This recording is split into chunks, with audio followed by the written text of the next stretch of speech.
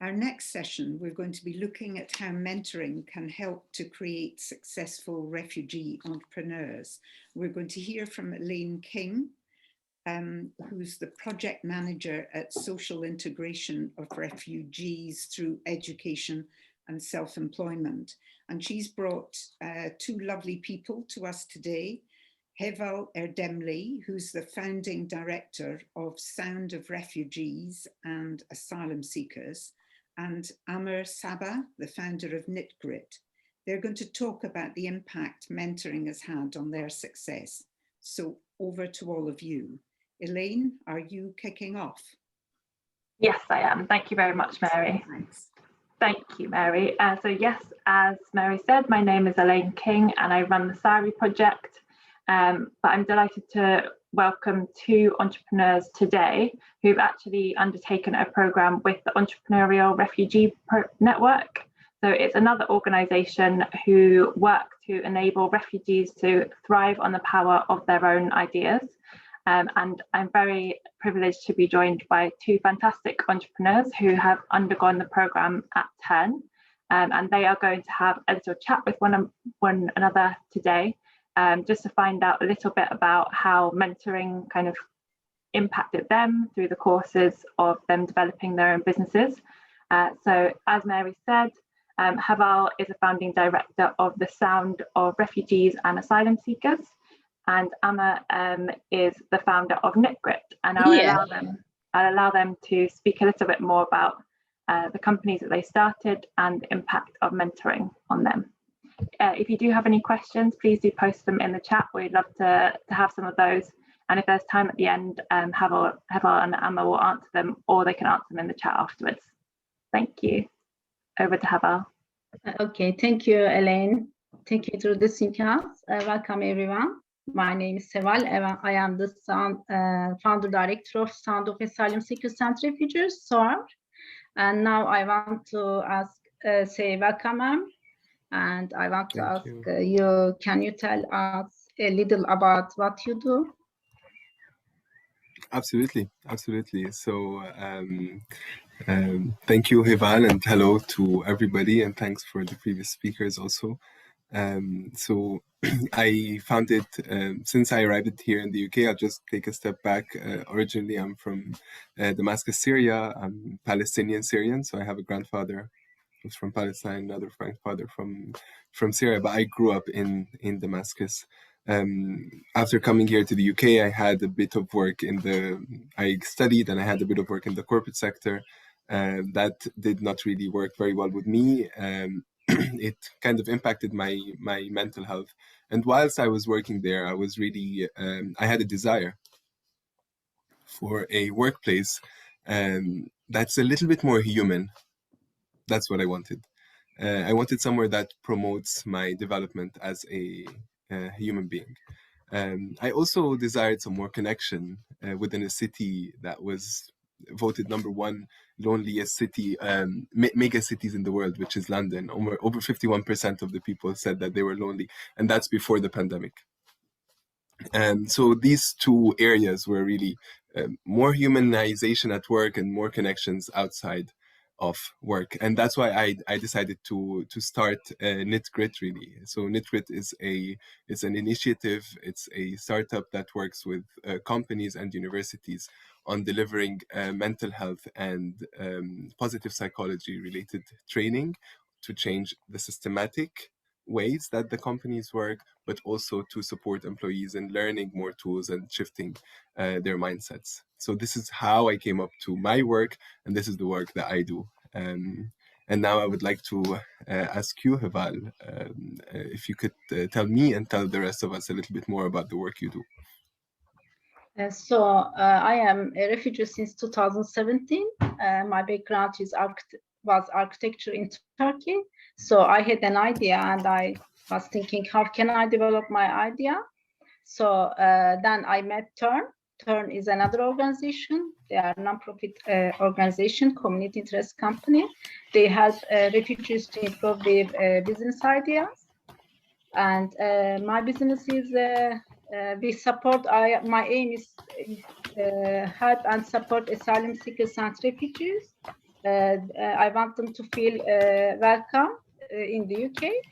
I have different services, and we start with my MVPs, like second-hand clothes to support asylum seekers refugees, to give them second-hand clothes or new garment clothes and home products. I did a pop-up in Truman Brevely Market, and now I finished my crowdfunding page, and now we are thinking to open our first store. Yes. Thank you for sharing that. And I want to ask you, would you mind to tell us about your mentoring experience? Absolutely. So similar to yourself, Heval, I don't think we were on the same cohort, but I was also I'm still part of the TERN community. I have been supported by them initially quite a lot. And I have to say that it's, I've just put a word out there that it is a very, very supportive organization. With regards to the mentoring experiences, so the way I personally see mentoring is that I would put it into two categories. Structured and less or semi-structured. So a structured mentoring experience is, the example is with TERN. So they have the pre-incubator program. So that's the very first program where people are still not very sure about if they want to go for their business idea or not. They would be assigned a mentor for the duration of 6 months. So this is a structured mentoring experience.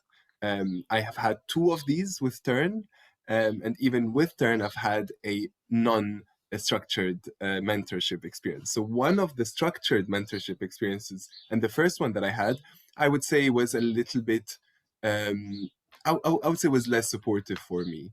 The reason being is that the mentor was there, they were turning up, they were trying to do what they wanted to do. However, what I sensed is that they were taking on the job, or not even the job, the mentorship experience for personal or for professional advancement reasons. And I sort of sensed that, and I started to feel a little bit hesitant on taking more of their time. Now, the second experience that I had, which is a mentor that I'm still very good friends with, actually, and I reach out to him in many occasions when I have random questions. We are close friends now. I have been to his place, I met his wife, his children. The relationship was very supportive.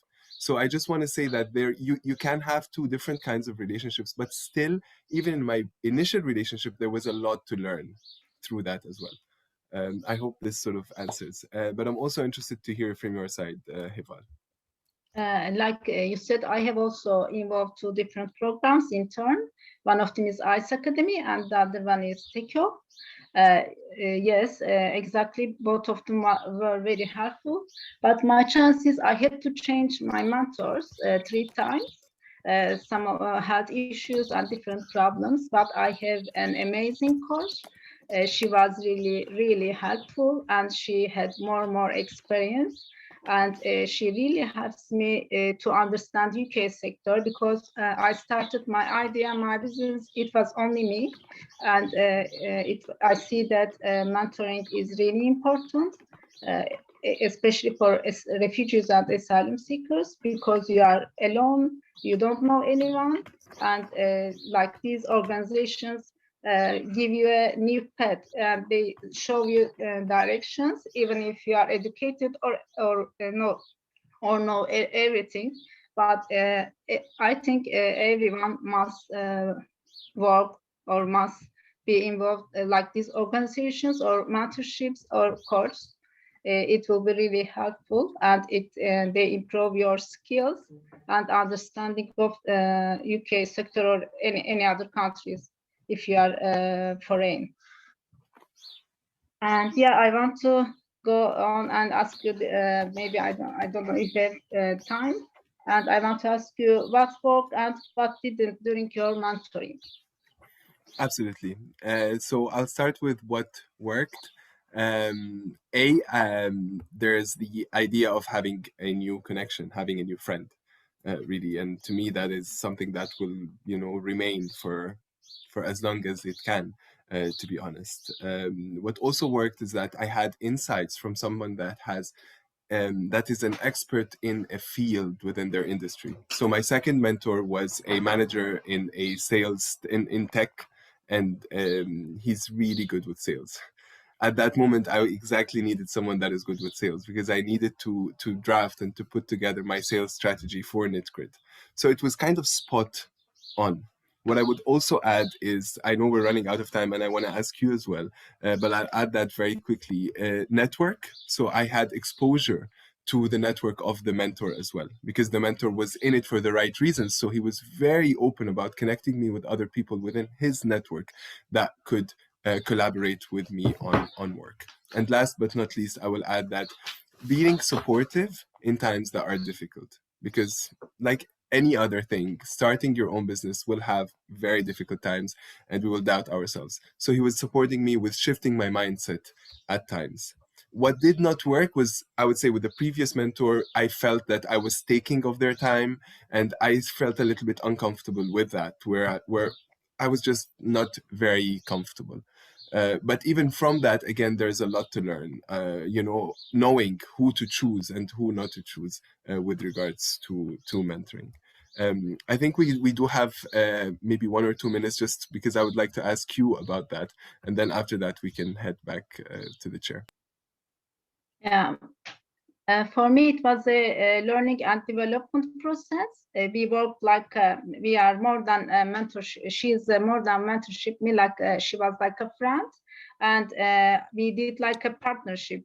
And she was, and both of them were really hug the idea, hug the business, and they are really helpful.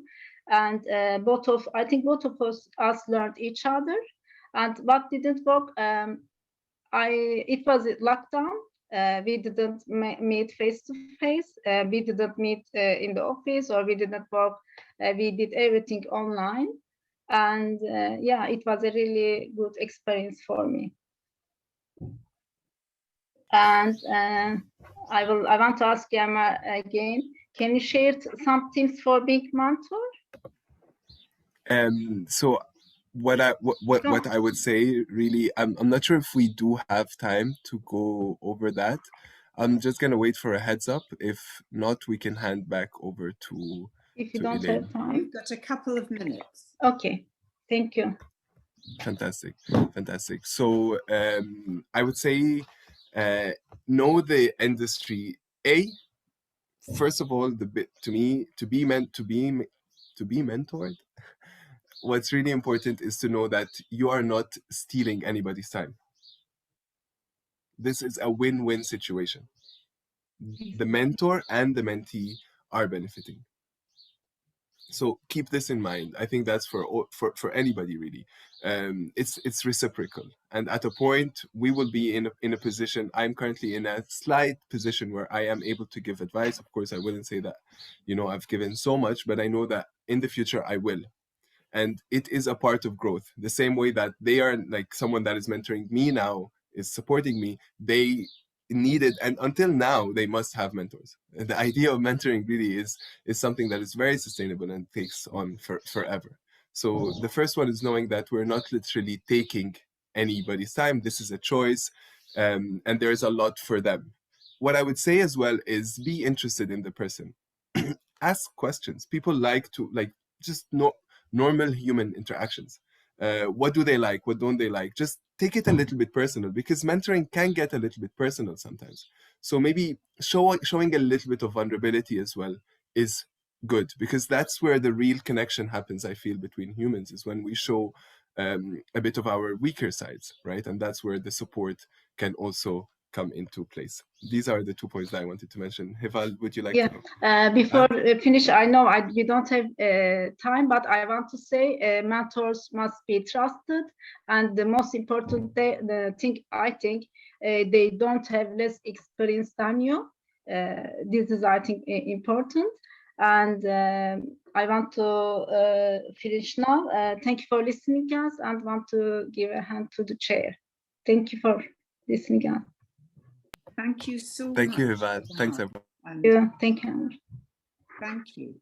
I mean, that was really, really interesting and useful. And I feel there's a do's and don'ts of mentoring coming out of this that perhaps we can build on.